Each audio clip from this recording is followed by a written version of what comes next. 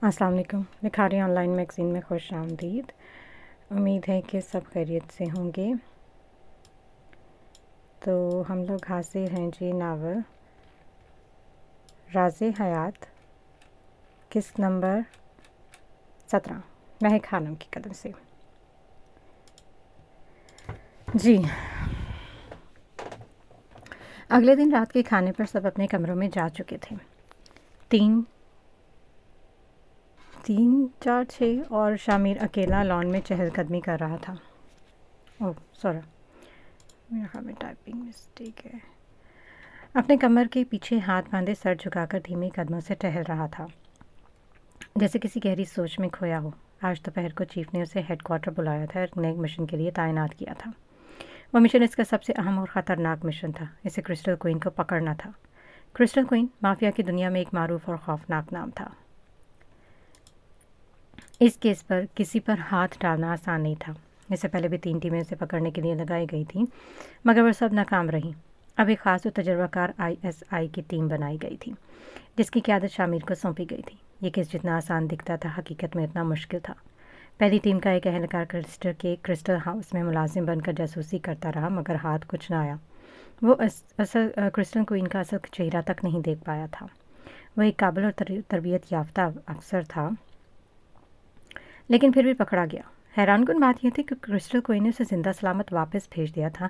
साथ में एक ख़त भी था जिस पर लिखा था, क्रिस्टल किसी बेगुनाह को नहीं मारती। अगर आइंदा किसी को मेरी जासूसी के लिए भेजा गया तो उसकी लाश 8 टुकड़ों में लौटाई जाएगी। मैं नहीं चाहती कि उसके काबिल अफसरान के बच्चे यतीम हों।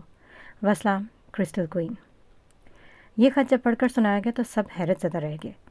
इटली माफिया की सरबराही एक औरत कर रही थी, और वो भी एक मुस्लिम लड़की। ये इनके लिए सबसे बड़ा झटका था। उसने इन पर हमला करने के बजाय सलामती भेजी थी। ऐसा नहीं था कि पहले किसी अफसर ने जासूसी नहीं की थी, लेकिन पकड़े जाने पर इन्हें शहीद कर दिया गया था। शामिर का दिमाग उलझा हुआ था। क्रिस्टल क्वीन ने कभी किसी बेगुनाह को नुकसान नहीं पहुंचाया, मगर वो एक ख़तरनाक ड्रग डीलर थी। उसने बड़े बड़े माफिया मैन के कत्ल किए थे, जिनके सर पर करोड़ों के इनामात थे। वो इतनी ताकतवर थे कि माफिया का नक्शा अपनी मर्ज़ी से बदल देती थी। चीफ ने उसे एक ख़ास हदायत दी थी, शामिर, मैं चाहता हूँ कि तुम उसे सरेंडर करने पर मजबूर करो। हम उसे चंद साल कैद में रखेंगे और फिर एक अपने ISI एजेंट के तौर पर इस्तेमाल करेंगे। वो लड़की हर फन में माहिर है। जो कत्ल उसने किए वो फ़ौरन माफ़ हो जाएंगे, क्योंकि वो मुजरिम थे। लेकिन इसकी ड्रग डीलिंग की जड़ें बहुत गहरी और ख़तरनाक हैं। हम चाहते हैं कि वो हमारे लिए काम करे। ये बातें याद करते शामिर बेहद परेशान था। उन्हें उसके टॉर्चर की कहानियाँ मालूम थी, और वो जानता था कि वो लड़की कितनी बड़ी आजमाइश से गुजरेगी। और फिर हर बार उसका बचाना उसे सोच में गुम कर देता था कि अचानक जिब्रान तेज़ी से उसके सामने नजर आया। जिब्रान, सब ठीक है? तुम अभी तक क्यों जागे हुए हो? शामिर ने उसे परेशान देखकर पूछा। शाह, हमें यूनान के लिए अभी निकलना होगा। मेरी कंपनी में बहुत बड़ा मसला पैदा हो गया। हाँ? शामिर ने चौंक कर पूछा। हाँ, हरम मेरे साथ जाएगी। आधा कारोबार उसके नाम पर है। उसे वापस होना ज़रूरी है। ये सुनकर शामिर कुछ देर के लिए खामोश रहा। फिर उम्मीद से भरे लहजे में पूछा, क्या ये मुमकिन नहीं कि वो ना जाए?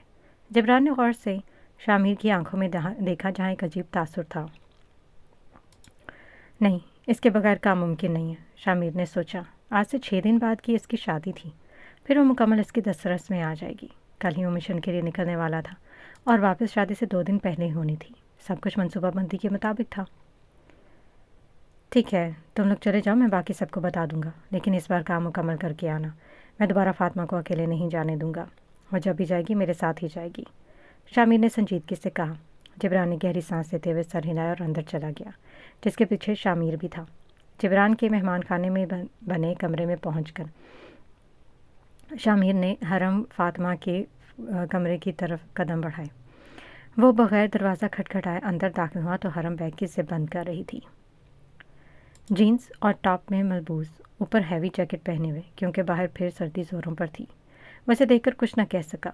पलटा तेज़ी से अपने कमरे की तरफ किया। चंद सेकंड्स बाद वो हाथ में शॉपिंग बैग लिए वापस आया। अपना बैग ज़मीन पर रखे और उसे अपना पर्स देख रही थी कि अचानक किसी का साया देखकर रुक गई। नजरें उठाए तो शामिर सामने खड़ा उसे देख रहा था। हरम के दिल में कुछ चुप गया। उसकी आंखों में मोहब्बत और एतमाद था, जिसे वो कई बार रोंद चुकी थी। उसकी सुरमई आंखों में देखता धीमे कदमों से करीब आया। जा रही हो? उससे सवाल किया। हरम ने हल्के से सर हिलाया। جیسے گلے میں کچھ اٹک گیا ہو۔ مجھے یاد کرو گی؟ وہ معصومیت سے پوچھ رہا تھا۔ حرم نے بے ساختہ سر ہلایا، جس پر شامیر کے لبوں پر ایک خوبصورت مسکراہٹ آئی۔ واپس آؤ گی؟ یہ وہ سوال تھا جس کا حرم کے پاس کوئی جواب نہیں تھا۔ وہ نظریں چرا گئیں۔ وہ یہ نہ کہہ سکی کہ زندگی کا کوئی پتہ نہیں ہوتا کب ختم ہو جائے۔ شامیر نے خاموشی سے اس کا نظریں ہٹانا دیکھا، لیکن کچھ نہ کہا۔ خاموشی سے ہاتھ میں پکڑا ہوا شاپنگ بیگ کھولا اور اس میں ایک خوبصورت پشمینہ شال نکالی۔ 2 قدم اور قریب آ کر اس کے گرد ہاتھ پھیلائے اور شال اس کے کندھوں پر اڑا دی۔ حرم نے بے اختیار آنکھیں بند کر کے اس کی خوشبو میں گہری سانس کھینچ دی، جیسے ایک طویل سانس لے کر اسے اپنی رگوں پہ میں قید کرنا چاہتی ہو۔ زیادہ کچھ نہیں مانوں گا، بس اتنا خیال رکھنا کہ تم میری عزت ہو، اور اس سے بڑھ کر اعتبار۔ میں لوگوں کو اعتبار کی ڈور تھماتے ہوئے ڈرتا ہوں کہ کہیں وہ ٹوٹ نہ جائے، اور بس اس ڈر کو کبھی سچ مت ہونے دینا۔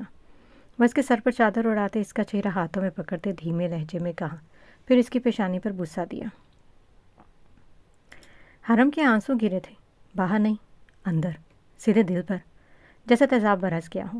وہ اس کی آنکھوں میں دیکھنے کی ہمت نہ کر سکی۔ وہ جانتی تھی کہ وہ بہت بڑی غلطی کر چکی ہے۔ وہ جانے انجانے میں سچے انسان کے جذبات کے ساتھ کھیل گئی تھی۔ شامر نے اس کے چہرے کو دیکھا جہاں صرف کرب تھا، اور وہ کرب وہ سمجھ نہ سکا، لہٰذا دھیرے سے اس کے گرد ہاتھ رکھ کر اس کا سر اپنے سینے پر رکھ دیا۔ حرم سختی سے لب بھینچ کر اس کے ساتھ لگ گئی۔ لمحے گزرے، 1 2 3، اور پھر دروازے پر دستک ہوئی۔ وہ فوراً پیچھے ہوئے اور دروازے کی طرف دیکھا جہاں پر جبران کھڑا تھا۔ نظریں نیچے کیے۔ شامر مسکرا دیا، پھر انہیں پورچ تک چھوڑ کر گیا۔ جبران گاڑی میں بیٹھنے لگا تو شامر نے اسے روک کر کہا، اس کا دھیان کر رکھنا، میرا دل تمہاری بہن کے ساتھ جا رہا ہے، اسے کچھ ہونے مت دینا۔ شامر کی بات جبران کو ہلا گئی۔ وہ کچھ نہ کہے گاڑی میں بیٹھ گیا اور گاڑی زن سے حویلی کے دروازے کا بور کرتی چلی گئی۔ شامر بے تاثر آنکھوں سے اس اوجھل ہوتی گاڑی کو دیکھ رہا تھا۔ ایسے محسوس ہو رہا تھا جیسے وہ گئی تو دل خالی ہو گیا۔ حرم نے چاپر میں بیٹھتے ہی سر سیٹ کی پشت سے ٹکا دیا۔ جیک جازب کے پاس چلا گیا تھا۔ وہ اس وقت اپنے پرائیویٹ کیبن میں تنہا بیٹھی تھی۔ آنکھوں پر وہ مخملی شال رکھے خود کو اندر سے بالکل خالی محسوس کر رہی تھی۔ عجیب بات یہ تھی کہ وہ ہمیشہ سے آدم پسار تھی، درد سے شناسا، دکھوں سے ہم آغوش، مگر اب ایک انوکھا خلا تھا جو اس کے اندر جنم لے رہا تھا۔ چوپر فضا میں بلند ہوتا اٹلی کی سمت روانہ ہوا تھا۔ کل کا دن اس کی زندگی کا سب سے اہم دن تھا۔ کل وہ داور خان کو ختم کرنے والی تھی، اسی داور خان کو جو اس کی بربادی کا سبب بنا تھا۔ کل وہ ڈارک ویب کی بادشاہ بلادی پوائزن سے ملاقات کرنے والی تھی جسے وہ داور خان سمجھ رہی تھی، جبکہ اصل میں وہ بہرام خان تھا، اور اس حقیقت سے کرسٹل کوئن اب تک واقف نہ تھی۔ کل کا دن صرف فیصلہ کن نہیں بلکہ تباہ کن بھی تھا، ایسی تباہی جو ہر سمت آگ پھیلا دے، روح کو جھلسا دینے والی آگ۔ وہ نہیں جانتی تھی کہ پھر شامر سے وہ مل پائے گی یا نہیں، کیا وہ اسے دوبارہ دیکھ سکے گی، کیا وہ دوبارہ جیے گی۔ وہ موت کے کھیل میں قدم رکھ چکی تھی، ایسا کھیل جہاں پر ہر موڑ پر زندگی کی بازی لگتی ہے۔ کیا کل کا دن کہانی میں کوئی نیا موڑ لائے گا؟ کچھ معلوم نہیں۔ ہاں بس اتنا معلوم ہے کہ اس کی آنکھوں پر رکھی شال بھیگ چکی تھی، جو صاف ظاہر کر رہا تھا کہ وہ رو رہی تھی۔ چیک کرو، زندہ ہے یا مر گیا؟ ارمان نے اپنے ملازم سے کار کو خود کرسی گھسیٹ کر اس پر ٹانگ رکھ کر بیٹھ گیا۔ ملازم نے اس بات میں سر ہلاتے زمین پر بے ہوش پڑے سفیر خان کے وجود کو ہلایا۔ سفیر ہلکا سا کسمسایا اور آنکھیں کھولی۔ سامنے ارمان کو دیکھا، اس کی آنکھیں خوف سے پھیل گئی۔ وہ ایڑیوں کے بل سرکتا دیوار سے جا لگا۔ ارمان نے ہونٹوں پر انگلی رکھ کر اسے غور سے دیکھا۔ پھٹا پرانا لباس، گردہ دردبار، کمزور وجود۔ سفیر کی آنکھوں میں صرف خوف تھا، اور وہ خوف بجا تھا۔ شامر، باران اور زارون نے بھی اسے مارا تھا، لیکن اس کی مار میں ایک اصول، ایک مقصد تھا۔ ارمان کی مار، وہ خالص درندگی تھی۔ وہ سچ میں بھیڑیا تھا، نوچ کھانے والا بھیڑیا۔ ڈرو مت، کچھ نہیں کہتا، ارمان نے نرمی سے کہا، پھر اپنے ملازم کو پکارا، عزم، جا کر ان کے لیے کھانا لاؤ۔ ملازم فوراً باہر چلا گیا۔ سفیر کے گلے میں گلٹی ابھری اور ہونٹ کپکپائے۔ پلیز مجھے جانے دو، میں مزید تکلیف نہیں سہ سکتا۔ اس کی آنکھ سے آنسو نکلا جو اس کی داڑھی میں جذب ہو گیا۔ وہ مرد تھا مگر اب ٹوٹ چکا تھا۔ اوہ، میں بھی یہی سوچ رہا تھا، کتنی دیر تکلیف دے دی تمہیں، اب اور دے کر گناہ گار نہیں بننا چاہتا۔ ارمان نے جیب سے ایک چھوٹی سی پسٹل نکال دیا اور اس کی نال اپنے ہونٹوں سے لگا کر بے تاثر لہجے میں بولا۔ یہ بے تاثر لہجہ سفیر کو ہلا گیا۔ اس کی آنکھوں سے وحشت ٹپکنے لگی۔ نہیں، یہ کیا प्लीज़। अरमान झुककर इसकी आंखों में आंखें डालकर बोला, मुझे बुज़दिल लोगों से नफ़रत है। तो मेरे लिए ख़तरा हो, आज नहीं तो कल तुम्हें मालूम हो ही जाएगा कि तुमने शहजाद को नहीं मारा, तो मैं क्या करूँगा? फिर वह एकदम रुका, सफ़ीर की आंखों में झांका जहाँ सिर्फ आंसू थे। वो झुका, कुर्सी के पास रखा कांच का ग्लास उठाया और उसे ज़मीन पर दे मारा। ग्लास छन से टूटा। उसने एक बड़ा सा टुकड़ा उठाया, बिना किसी तामुल के सफ़ीर की गर्दन को चीर दिया। सफ़ीर की आंखें फैल गईं। वो कुछ समझ भी ना पाया। गर्दन से निकलता फवारे की मानंद खून और फिर दूसरे वो सर के बल दाईं जानब गिर गया। अरमान ने वही शीशा सफ़ीर की कमीज़ से साफ़ किया और उसके हाथ में थमा दिया। फिर तेज़ी से मुलाजिम को आवाज़ दी। मुलाजिम हवास पाख्ता अंदर आया, मगर खून बहता देखकर साकत रह गया। ये कांच का ग्लास किसने यहाँ पर रखा था? उसने खुदकुशी कर ली है, अरमान ने परेशान लहजे में कहा। साहब, हमको नहीं मालूम, हमने कुछ नहीं किया, मुलाजिम कपकपाता बोला। अरमान ने उसे नज़रअंदाज किया और फ़ौरन जेब से फ़ोन निकालकर बाहर चला गया। हेलो लाला, मैं आज डेरे पर आया था, यहाँ सफ़ीर ने खुदकुशी कर ली है, प्लीज़ आ जाए। अरमान की आवाज़ कांप रही थी, जैसे वो इस वाक़े से शदीद खौफज़दा हो। कुछ देर बाद मुलाज़िमों का हजूम इकट्ठा हो चुका था। कोई जानता तक न था कि असल में हुआ क्या है, लेकिन अरमान ने इतने ज़ोर से वावेला किया कि सब जमा हो गए। बेशक ये झूठ था, मगर यह भी सच था कि अगला दिन खान हवेली पर बहुत भारी होने वाला था। सुबह का उजाला एक नया तूफ़ान लेकर आया था। पूरे गांव में खबर आग की तरह फैल चुकी थी कि सफ़ीर खान ने खुदकुशी कर ली है। मगर सबसे ज़्यादा हैरत की बात यह थी कि वो सरदार खान के डेरे पर क्या कर रहा था। गांव वाले तो यही समझे थे कि सफ़ीर किसी दूसरे मुल्क फरार हो चुका है, जहाँ गांव भर में चमगइयाँ हो रही थीं। वहीं खान हवेली में एक अलग भगदड़ मची हुई थी। इस वक्त रुबान खान का निशाना शामिर, अरमान और बारान थे। मुझे बस ये बता दो कि ये खबर बाहर कैसे निकली। रुबान खान सुर्ख चेहरे के साथ धाड़ उठे थे। अगले 1 घंटे में जरगा बैठने वाला था और वो अच्छी तरह जानते थे कि जरगे कितने सख्त फैसले देते हैं। ताया जान, मुझे मालूम नहीं। जब मैं अरमान के कहने पर वहाँ पहुँचा तो वहाँ सबसे पहले ही सब मुलाजिम जमा थे, बल्कि कुछ गांव के लोग भी मौजूद थे। मैंने बात संभालने की कोशिश की, मगर अरमान के डर ने सब बिगाड़ दिया, शामिर ने संजीदगी से कहा और एक सख्त निगाह अरमान पर डाली, जो शर्मिंदगी से नज़रें झुकाए खड़ा था। सारी औरतें एक जानिब परेशान कर दी थी, जबकि हैदर खान सर पकड़े सोफे पर बैठे थे। रुबान खान की गज़बनाक नज़रें अरमान पर जमी हुई थी। अरमान, ये क्या हरकत है? तुम जानते हो तुम्हें हमने कितनी मुश्किल में डाल दिया है। वह अरमान पर गुर्राए। ये कोई मामूली बात नहीं थी। उसकी साख्त, उसकी इज्जत दाव पर लग चुकी थी।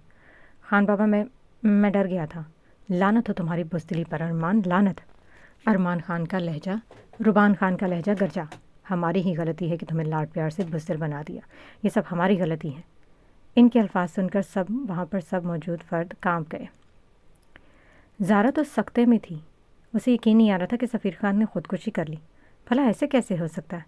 लाला, बहुत बड़ा मसला बन चुका है। जिरगा अब हमसे जवाब मांगेगा और हमारे पास इस वक्त कोई जवाब मौजूद नहीं। वो वनी का कसास वापस मांगेंगे। हैदर खान ने सर थाम कर कहा। बारान ने चौंक कर उनकी जानिब देखा, फिर ज़ारा की तरफ निगाह दौड़ाई, जो वहशतज़दा माहौल से खाइफ कपकपा रही थी। उसकी ये हालत बारान को तैश दिलाने लगी। क्या वो खुद को कभी मजबूत नहीं कर सकती? उसने गुस्से से सोचा। बाबा, मैं अपनी बीवी को खुद से दूर नहीं करूँगा, बारान ने जबड़े भींचते कहा, उसकी आवाज़ में सख्ती कान। हैदर खान ने गुस्से से उसकी तरफ देखा। अगर तुमने ये बात ना मानी, वो तुमसे सरदारी छीन लेंगे। तो ले, मुझे कोई शौक़ नहीं है सरदार बनकर इनके सरों पर मुसल्लत होने का। वो मेरी बीवी है और इसके लिए सरदारी छोड़ देना मेरे लिए घाटे का सौदा नहीं। बारान की आवाज़ गूंजी। फिर वो ज़ारा को इशारा करते बोला, कमरे में आओ तुम। सारा ने शर्मिंदा नज़रों से सबको देखा और तेज़ी से अपने कदमों को अपने कमरे की जानिब मोड़ लिया। बारान शाल कंधों पर झटकता अपने कमरे की सिमत बढ़ चुका था। रुबान खान और हैदर खान जब्त के घून भरते इसकी पुश्त को देखते रह गए। सायरा और हिब्बा खानम, जो सुबह से ही पेशावर से लौटी थी, खान हवेली में लगे इस तमाशे को देखकर हैरान ज़दा रह गई। शामी ने फ़िक्रमंदी से वक्त देखा और पेशानी को उंगलियों से रगड़ा।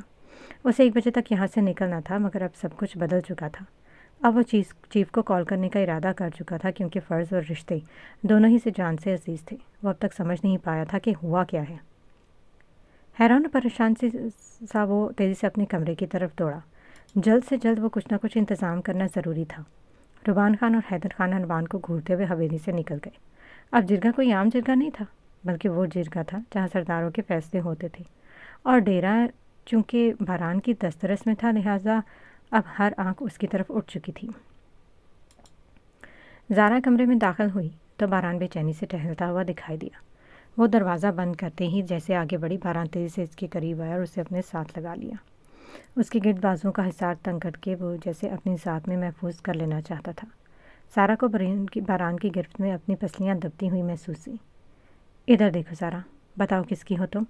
وہ اس کا چہرہ ہاتھوں میں تھامے عجلت سے پوچھ رہا تھا۔ اسے ڈر تھا کہ جس قدر ظلم سارا پر اس حویلی میں ہوا، کہیں وہ اپنے باپ کے حق میں فیصلہ نہ دے۔ زارا تو بس اس کے لبوں سے اپنا نام سنتے ہی سن ہو گئی تھی۔ یہ شاید پہلی بار تھا کہ اس نے اپنا نام اچھا لگا تھا۔ وہ یک ٹک اس کی آنکھوں میں دیکھ رہی تھی جو اس وقت اس کا چہرہ ہتھیلیوں میں تھامے کھڑا تھا۔ باران اسے یہ خاموش سا دیکھ کر پریشان ہو گیا۔ کیا وہ اب بھی اس پر یقین نہیں کرتی؟ میں کچھ پوچھ رہا ہوں زارا۔ اس کی آواز میں بے بسی تھی۔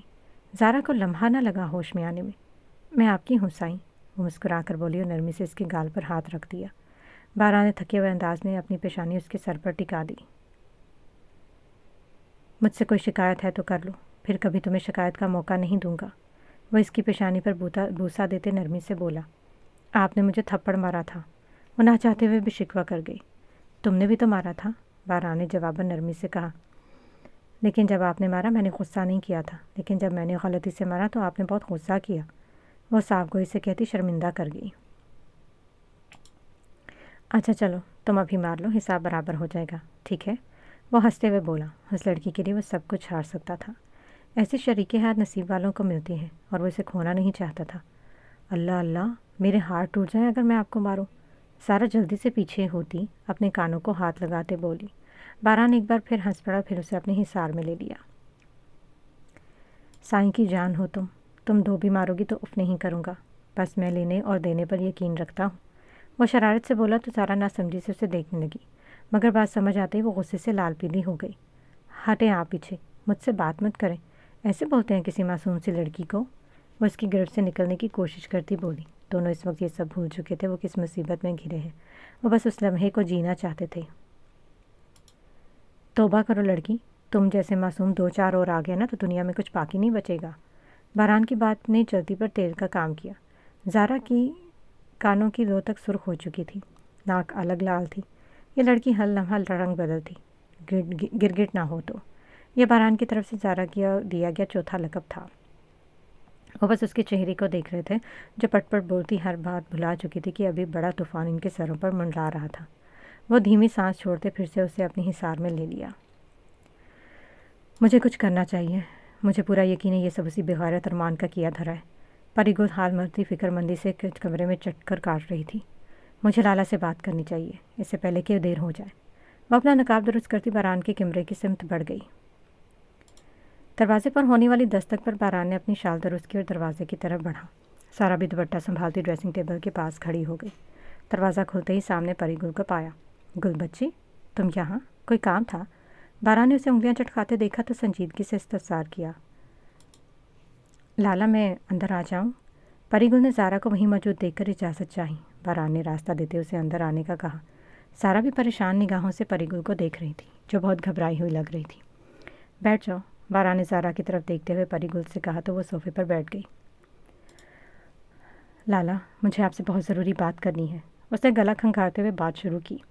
آج اس نے زرمینے کا کرتا پاجامہ پہنے تھا، اب تک تو وہ اپنے کپڑوں سے بھی ڈرنے لگی تھی، نہ جانے کون سے کپڑوں میں کون سی خاموشی چھپی ہے۔ ہاں بولو، وہ بیڈ کی سائڈ پر بیٹھا، سارا کو بھی بیٹھنے کا اشارہ کیا جو پری گل کے ساتھ صوفے پر بیٹھ گئی۔ لالا، یہ سب جو کچھ بھی ہو رہا ہے یہ سب ارمان کر رہا ہے، پری گل نے لرزتی آواز میں کہا۔ باران نے الجھ کر اسے دیکھا۔ مطلب؟ لالا، یہ جو سفیر خان کی خودکشی ہوئی ہے مجھے یقین ہے یہ خودکشی نہیں قتل ہے، اور یہ قتل ارمان نے کیا ہے، پری گل نے ہمت کر کے بات مکمل کی۔ ارمان کا چہرہ حیرت اور بے یقینی اس کا عکس بن گیا۔ سارت بھی حیرت زدہ رہ گئی۔ گل، تمہیں پتہ ہے تم کیا کہہ رہی ہو؟ باران نے گل تحمل سے پوچھا، اگرچہ اس کا دماغ سون ہو چکا تھا۔ لالا، حویلی میں جتنی بھی مصیبتیں آئیں سب ارمان نے کی، اسی نے آپ پر حملہ کروایا، اسی نے شیزی کو قتل کیا۔ اس کی آواز لرزنے لگی، وہ شاید اس صدمے سے کبھی بھی باہر نہ نکل پائے گی۔ باران تو جیسے پری گل کی بات سنتے ہی پتھر کا ہو گیا تھا، اس کے چہرے کے اوپر ایک کے بعد ایک سایہ لہرا گیا۔ دل کہہ رہا تھا نہیں، وہ ایسا نہیں کر سکتا، دماغ کہہ رہا تھا پری گل جھوٹ نہیں بول رہی، دل و دماغ کی جنگ شروع ہو چکی تھی۔ گل، کہ تم بات کیسے کہہ سکتی ہو کہ ارمان نے شہزاد اور سفیر کا قتل؟ باران کی زبان جیسے ساتھ چھوڑنے لگی۔ لالا، اس نے میرے سامنے اعتراف کیے۔ پری گل نے روتے ہوئے کل کی ساری گفتگو باران کو سنا دی۔ آنسوں کی لڑی اس کے نقاب کو بھگو رہی تھی۔ باران کے کندھے ڈھلک گئے، دل جیسے کسی نے کچل دیا ہو۔ آنکھوں کے کنارے لال ہو چکے تھے۔ اس کا مان ٹوٹ چکا تھا، اپنے لاڈلے کا مان۔ زارا تو سن ہو کر رہ گئی تھی۔ پری گل بری طرح روتے ہوئے چہرہ چھپائے بیٹھی تھی۔ زارا نے بے ساختہ آگے بڑھ کر اس کے کندھے پر ہاتھ رکھا تو وہ اس سے لپٹ کر رونے لگی۔ اسے لگ رہا تھا کہ یہ سب اسی کی وجہ سے ہوا تھا۔ باران سرخ آنکھوں سے زمین کو گھورتا خاموشی سے بیٹھا تھا۔ پھر اس نے طویل سانس لی، چہرے پر ہاتھ پھیرا۔ گل، کوئی ثبوت؟ اس کی آواز قابو میں تھی لیکن دل بے قابو۔ پری گل نے نفی میں سر ہلا دیا۔ باران نے آنکھیں میچ لیں۔ زارا تڑپ کر رہ گئی۔ باران کی یہ حالت دیکھ کر وہ آج پہلی بار اسے ٹوٹتا ہوا دیکھ رہی تھی، یا شاید دوسری بار۔ اچانک باران خاموشی سے اٹھا اور کمرے سے باہر نکل گیا۔ ارمان جو پری گل کو باران کے کمرے کی طرف جاتا دیکھ چکا تھا، باران کو باہر آتے دیکھ رہا تھا، جس کے چہرے پر سرخی خاموشی گواہی دے رہی تھی کہ وہ سب جان چکا ہے۔ باران بنا ارمان کی طرف دیکھے اپنی چادر درست کرتا جرگے کی طرف روانہ ہو گیا۔ سب جا چکے تھے، صرف ارمان اور باران باقی تھے، لیکن اب باران جا چکا تھا، ارمان کو پیچھے چھوڑ گیا تھا۔ ارمان نے آنکھیں بند کر کے گردن کو دائیں بائیں جھٹکا دیا، جس سے چٹاخ کی آواز آئی۔ پھر جب آنکھیں کھولی تو اس میں محض صفاقیت تھی، چیر دینے والی تیزی اور دل دہلانے والی حیوانیت۔ اٹلی، حرم اور جبران تیز تیز قدموں سے آگے بڑھ رہے تھے۔ جاذب اور اس کی ٹیم پہلے ہی وہاں پر پہنچ چکی تھی۔ کرسٹل پہلے اپنے بنگلے میں گئی تھی، اسے وہاں سے کئی کام نپٹانے تھے، اسی لیے اسے اور جیکو گروپ تک پہنچنے میں تاخیر ہو گئی۔ پورے مافیا کی ملکہ اپنے مقصد کے بہت قریب پہنچ چکی تھی۔ چہرہ ماسک سے چھپائے وہ صفاقیت کی جیتی جاگتی تصویر بنی ہوئی تھی۔ اپنے چاپر میں سوار وہ لندن کی طرف روانہ ہو چکے تھے۔ لندن کی سرزمین پر خون میں رنگنے کو بےتاب تھی۔ انہیں وہاں پر پہنچنے میں کوئی خاص دقت نہیں ہوئی تھی۔ وہ لوگ ڈاک ہب کی اونچی دیواروں کے گرد پھیل چکے تھے۔ کرسٹل نے آنکھیں بند کرتے اپنے مقصد کے جذبے کو ابھارا اور پھر اگلے ہی لمحے وہ ڈاک ہب کی اونچی سیاہ دیواروں پر رسی کی مانند سے چڑھنے لگے۔ سب تیاریاں مکمل ہیں نا؟ کل کوئی کمی نہیں رہنی چاہیے۔ تاور خان یعنی بلڈی پوائزن کے رائٹ ہینڈ نے اپنے سامنے کھڑے سیاہ فام شخص سے افریقی زبان میں بات کرتے پوچھا تو وہ سرس بات میں ہلا گیا۔ اور ریڈ رومز کی کیا صورتحال ہے؟ اسے قدم آگے بڑھاتے ہوئے سوال کیا۔ ریڈ روم جہاں غیر قانونی کاموں اور ٹارچر کی لائیو ریکارڈنگ کی جاتی تھی۔ سر، آج تو $1 ملین کا کام ہوا ہے۔ اپنے آدمی کی بات سن کر داور کی خوشی میں اضافہ ہو گیا۔ جس چیز کی سب سے زیادہ ڈیمانڈ ہے اسی پر کام کرو۔ اس کے کہنے پر وہ فرما برداری سے سر ہلایا۔ سر، اس وقت سب سے زیادہ ڈیمانڈ گرلز ٹارچر کی ہے۔ ہاں تو بڑھاؤ اس کام کو۔ جتنا مال سامنے والے پارٹی مانگتی ہے تو نقصان نہیں ہونا چاہیے۔ تاور خان سختی سے کہتے اپنے کمرے کی طرف چلا گیا۔ کچھ دیر بعد وہ باہر نکلا تو بلیک پینٹ، بلیک شرٹ اور ماسک سے چھپے چہرے کے ساتھ اس کا رخ ریڈ روم کی طرف تھا، جہاں اس نے کسی کو ٹارچر کرنے کی ٹریننگ دینی تھی۔ وہ روم میں داخل ہوا تو وہاں مزید 6 مرد موجود تھے۔ ایک عورت کرسی پر رسیوں سے بندھی ہوئی تھی جو خوف سے پھٹی آنکھوں سے سب کو دیکھ رہی تھی۔ وہ کوئی اور عورت نہیں، ماہی تھی، زینب کو موت کے منہ میں دھکیلنے والی ماہی۔ اس کی عمر بڑھ چکی تھی، اس لیے وہ اب ان کے کام کی نہیں رہی تھی۔ تو سوچا گیا کہ کیوں نہ اس پر ہی ہاتھ صاف کر کے نئے آدمیوں کو ٹریننگ دی جائے۔ تاور خان نے ایک گلینڈر اٹھا کر اسے آن کیا تو اس کا بلیڈ تیزی سے گول گول گھومنے لگا۔ وہاں موجود افراد داور خان کی ہر حرکت کو بغور دیکھ رہے تھے، لیکن کوئی بھی سوال پوچھنے کی اجازت نہ تھی اور نہ ہی بولنے کی۔ داور خان آہستہ آہستہ ماہی کے قریب آتا۔ اس کی نظریں ماہی کی آنکھوں میں گڑی ہوئی تھیں، جہاں خوف، بے یقینی اور ماضی کا سارا بوجھ لرزتا دکھائی دے رہا تھا۔ لمحہ بھر کی خاموشی کے بعد فضا میں ایک سرد سا احساس پھیل گیا۔ کچھ ایسا ہوا جو ناقابل بیان تھا اور جس کا انجام صرف خاموشی کی زبان بولتا ہے۔ ماہی کی آنکھیں یکدم بجھ گئیں۔ تکلیف جس کا نام لیے بغیر ہی وہ ہر زاویے سے محسوس ہو رہی تھی، اس کے چہرے پر لکھی جا چکی تھی۔ داور خان نے اپنے مخصوص انداز میں اپنا عمل مکمل کیا۔ کمرے کی فضا میں ایک بوجھل سناٹا چھا گیا۔ دیواریں، فرش اور ہوا سب کچھ جیسے خاموش گواہ بدل چکے تھے۔ ماہی کا وجود اب زندگی کے کنارے سے سرک چکا تھا، گردن ایک طرف کو جھکی ہوئی، آنکھوں میں وہ پچھتاوا جھلک رہا تھا جو شاید وقت کے کسی موڑ پر کسی اور کے لیے ہوتا، مگر آج اس کی اپنی ذات کے لیے تھا۔ پھر ایک اور جھٹکا اور وہ خاموشی ہمیشہ کے لیے اس کے ساتھ چلی گئی۔ रूह जो जाने कब से इस कैद से रहाई के मुंतज़िर थी, आखिरकार आज़ाद हो गई। ये वही माही थी जिसने कभी ज़ैनब की ज़िंदगी छीनी थी और आज वो खुद अपने अंजाम को पहुंच चुकी थी। वो पलटा, हाथ में पकड़े आले को बंद किया और साइड पर मौजूद टेबल पर रख दिया। फिर एक नज़र उन अफराद पर डाली जो दीवार के साथ कतार में खड़े थे। चेहरे सपाट, जज्बात से आ रही। यही इनका असूल था। ऐसा साथ दिखाना कमज़ोरी थी, मगर एक ऐसा चेहरा था जो मुकम्मल तौर पर इस असूल पर पूरा नहीं उतर रहा था। वो चुप था, लेकिन उसकी आंखों में हल्की सी घबराहट थी। दावर खान ने उस पर एक गहरी नज़र डाली। बगैर कुछ कहे उसके कान में लगे आले पर एक लफ्ज़ बोला, ब्लैक। अगले ही लम्हे बेडरूम का दरवाज़ा खोला। एक बुलंद कामिद, चौड़े शाने वाला स्याफाम शख्स अंदर दाखिल हुआ। वो सीधा आकर दावर खान के सामने खड़ा हो गया, सर झुकाए, जैसे वो हुक्म का इंतज़ार कर रहा हो। इसे यहाँ से ले जाओ, ये हमारे काम का नहीं है। दावर खान की कोर्ट में कही बात पर वो स्याफाम सर हिलाता उस आदमी की जानिब बढ़ा, जिसके चेहरे पर अब कुछ मज़ीद बदहवासी का इजाफा हो चुका था। बुज़दिल लोग दावर की नज़र में कीड़े मकोड़े थे, जिन्हें अपने पैरों तले कुचलना इसका पसंदीदा शौक़ था। Is that clear? वो स्याफाम शख्स उस आदमी को खींचता हुआ ले जा चुका था, पर वो ज़रा भी चीख न सका। वजह यह थी कि वहाँ काम करने वालों की ज़बानें काटी जाती थीं। यह पहला असूल था, जो भी इस हब में काम करने के लिए आए उसकी पहले ज़बान काटी जाएगी।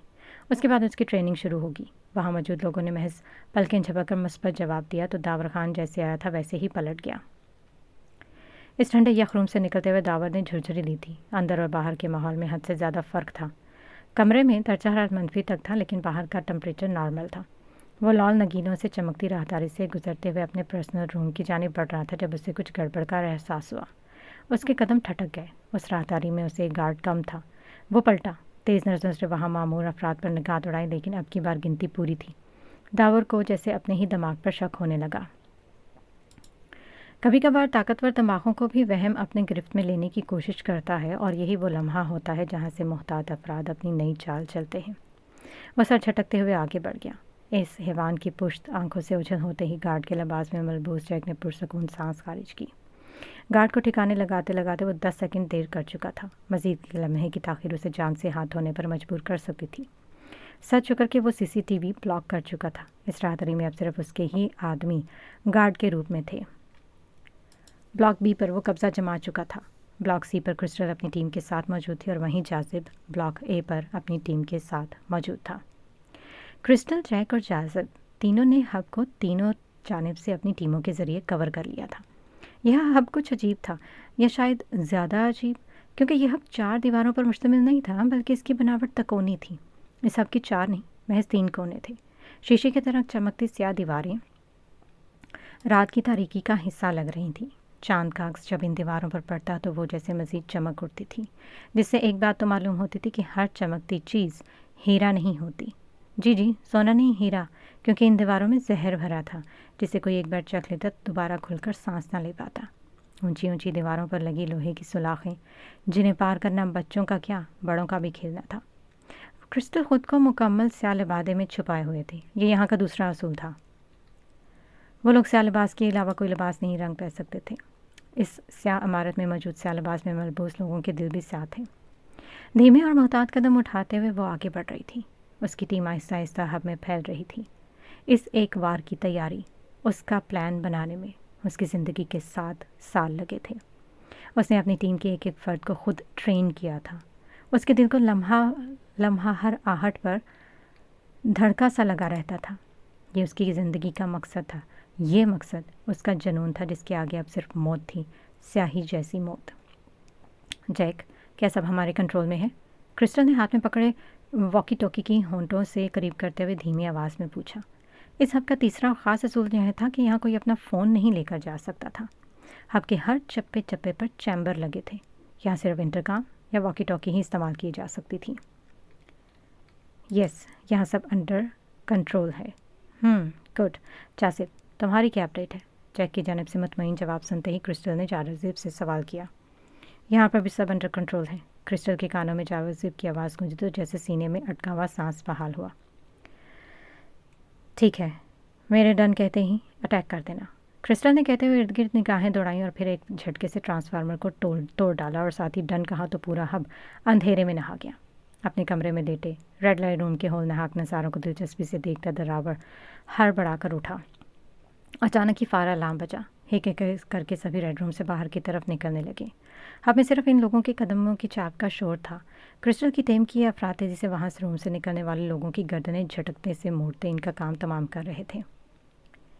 इसी सन्नाटे में कड़ाक की आवाज़ें गूंज रही थीं। इस दिल चीर देने वाली हैबतनाक खामोशी में यखलक टावर की आवाज़ गूंजी। कहाँ हो सब?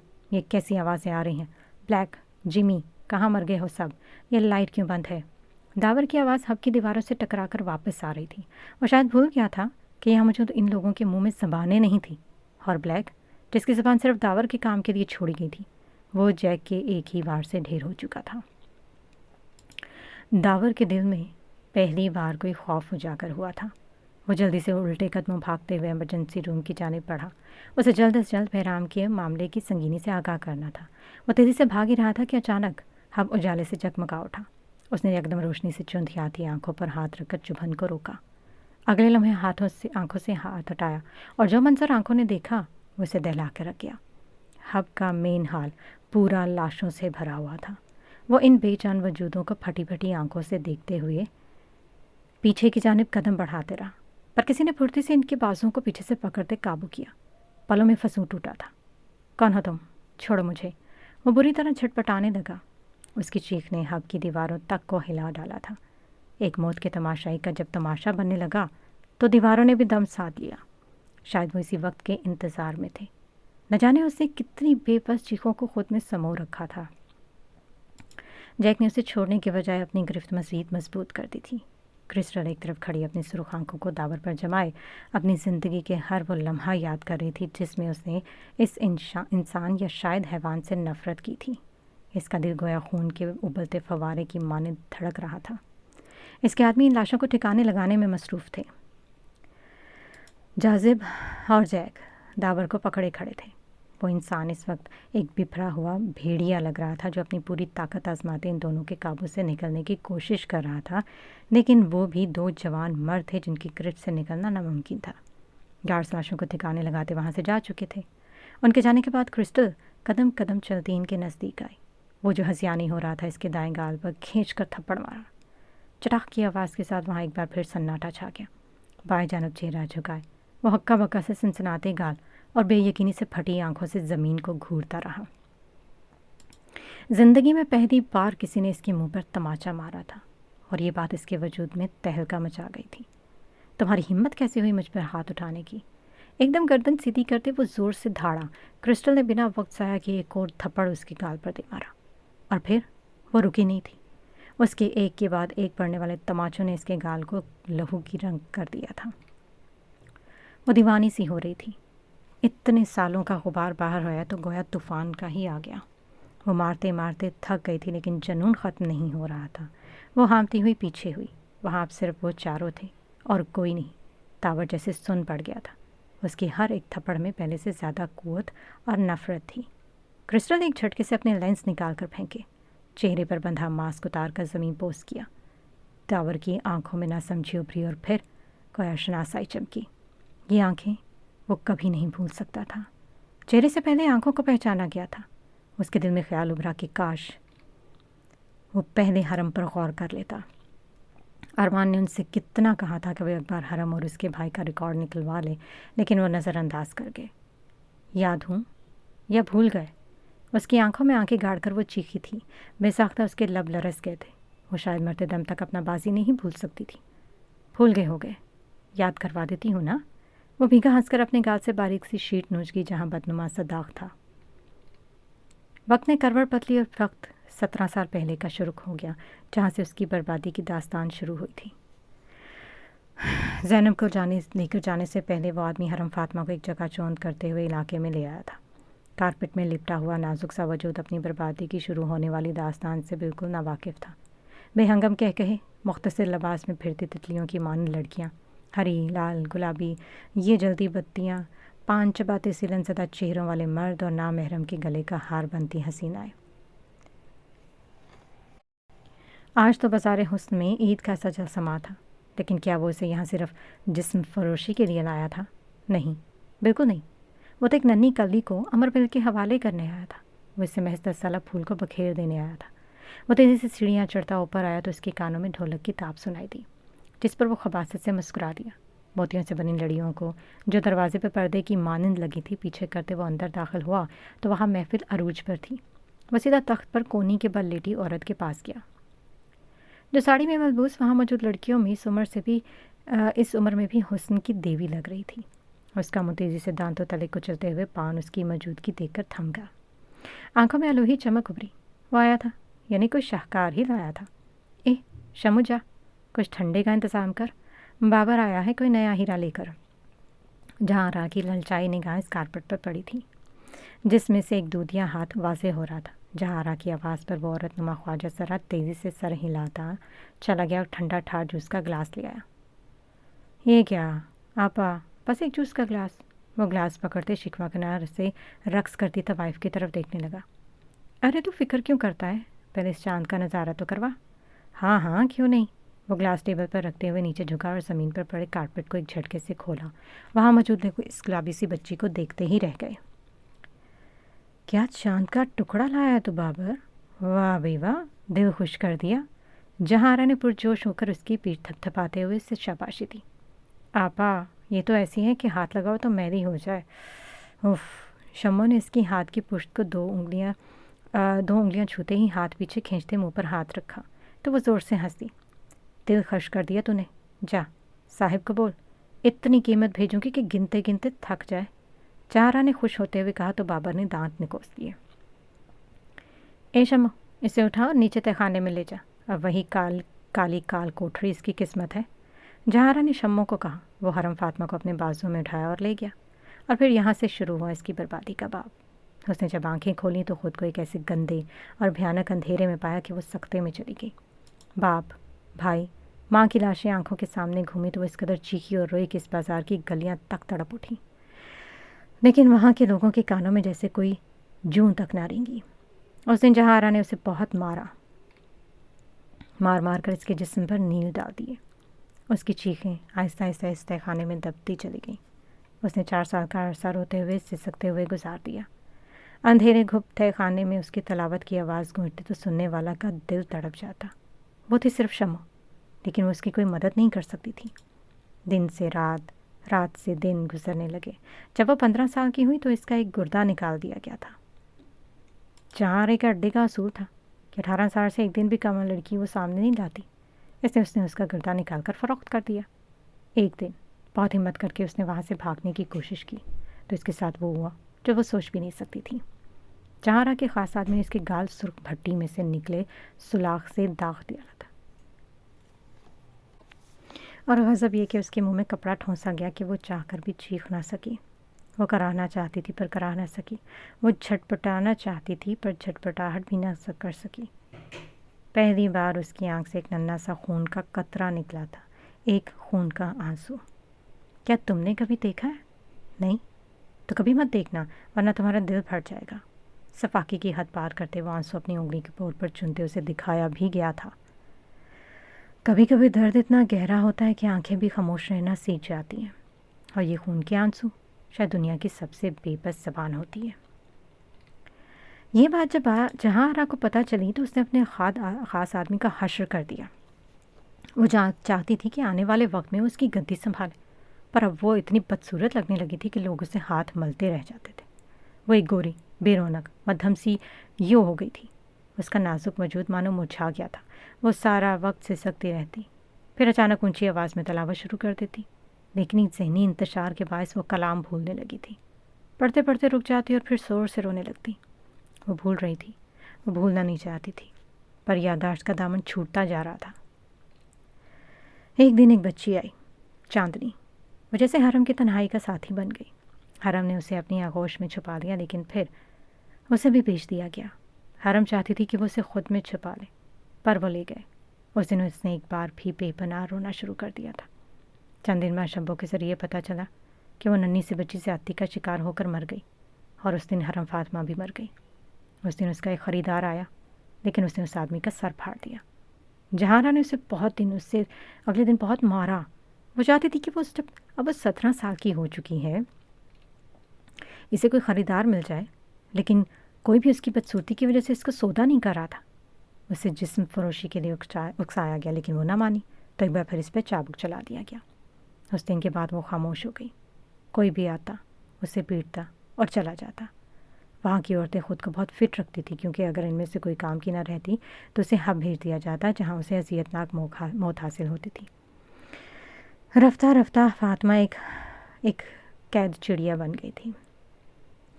इस शाम जब शम्मू मामूल के मुताबिक उसे खाना दे आई तो वो खामोशी से ज़मीन पर लेटी हुई थी।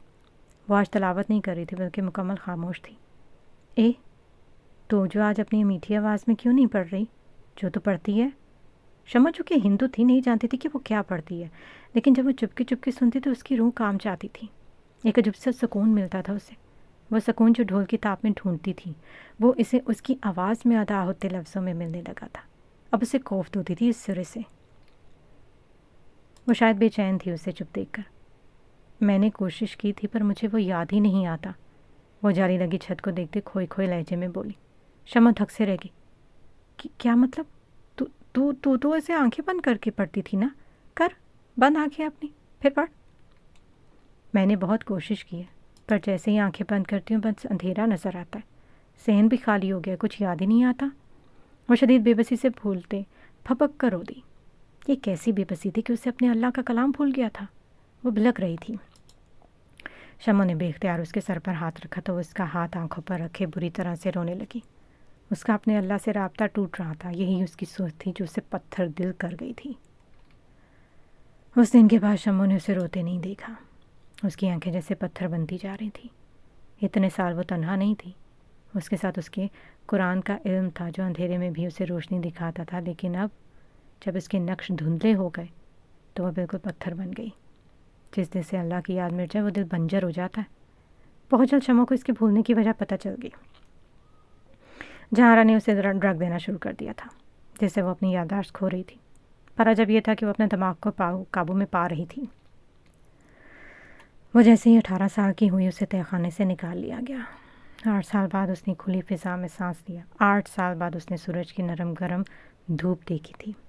आज उसकी बोली लगनी थी। उसे खूब सजाया गया, संवारा गया, ताकि उसके चेहरे पर मौजूद पसमुर्दगी और जले के निशान छुप जाए। वो इतनी हसीन लग रही थी कि जहारा को अपने फैसले पर फ़ख्र होता था, लेकिन हरम फातिमा की आंखें खाली थीं, बिल्कुल कोरे कागज़ की मानंद। वो सोच चुकी थी कि अब उसे क्या करना है। महफिल अपने अरूज पर थी। उसे एक कमरे में बिठाया गया। कुछ देर में उसकी बोली लगने वाली थी। वो उठी और अपना घाघरा चोली बदल कर वहाँ रखा एक सादा सा सूट पहना। मसला ये था कि इस कुर्ते के भी बाजू नहीं थे, पर वो इस लिबास से बेहतर था जो उसने पहना था। फिर उसने इधर उधर निगाहें दौड़ाई तो कोई और कपड़ा मिल जाए खुद पर ओढ़ने के लिए, लेकिन कोई ना था। वक्त नहीं था कि ढूंढने बैठे।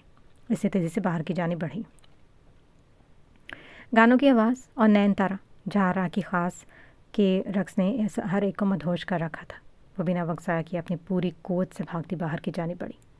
चूँकि आज महफिल ख़ास थी, शहर के रईस सादे आ रहे थे, इसलिए वहाँ का बड़ा दरवाज़ा खुला रखा था। वह बमुश्किल दरवाजे तक पहुँची थी कि अचानक वहाँ के एक आदमी से टकरा गई। अबे कौन है तू और कहाँ भाग रही है? वो आदमी शायद वहीं काम करने वालों में सा था। हरम फातिमा बदहवासी हुई। दिलो दिमाग में सिर्फ एक जुमला गूंज रहा था, वापस नहीं जाना, कभी नहीं। उसने झट से उसे धक्का दिया और दरवाज़ा अबूर कर गई, और यही उसकी सबसे बड़ी गलती साबित हुई। आदमी को फ़ौरन अंदाज़ा हुआ गया कि वो भागने की कोशिश में है। पीछे से शोर उठा। गालियों की बौछार के साथ मर्दों के कदमों की चाप सुनाई दी।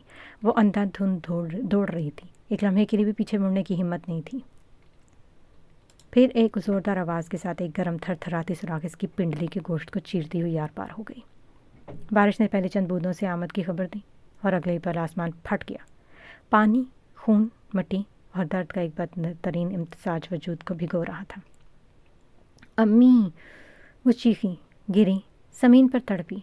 तकलीफ़ जैसे बदन में नहीं रूह में उतर गई हो, लेकिन वो जानती थी मर जाना कबूल है मगर वापस जाना नहीं।